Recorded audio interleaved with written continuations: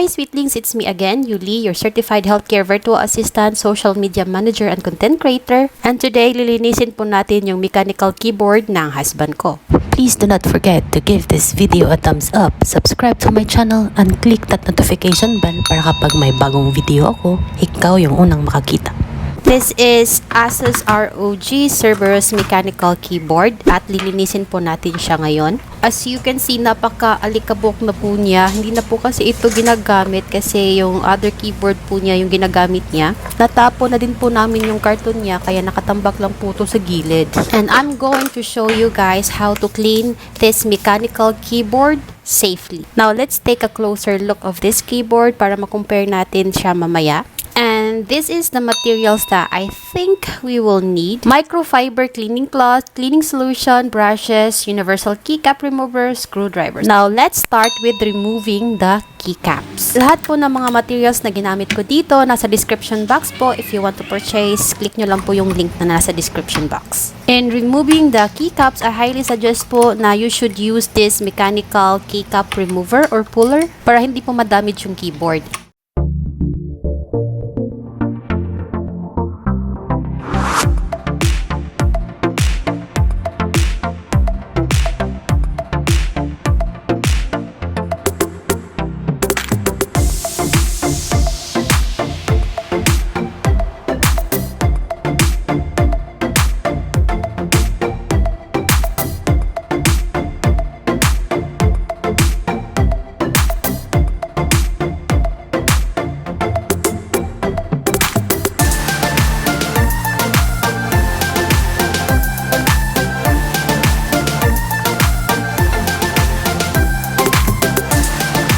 Nashock po ako sa dami ng buhok na nakita ko. At ano ba itong mga...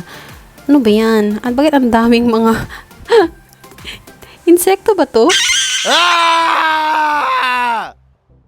Ipapakita ko sa inyo yung mga dumi na nakita ko dito. Let's see. Ang kapal po ng dumi niya sa mga gilid-gilid. Sana kakayanin to ng cleaning solution na gagamitin natin mamaya. Now, let's remove all of the keycaps para makastartan tayo ng paglilinis ng mechanical keyboard na to.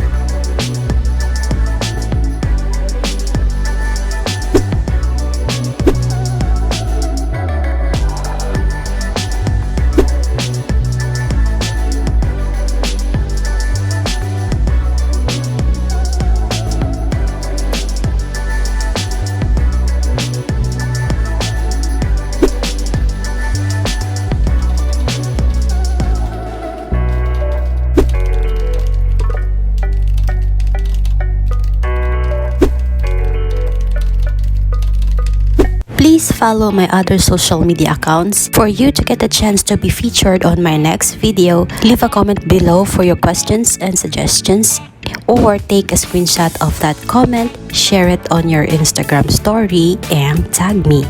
Thank you so much for watching my video, and see you guys on my next video. Bye sweetlings, take care.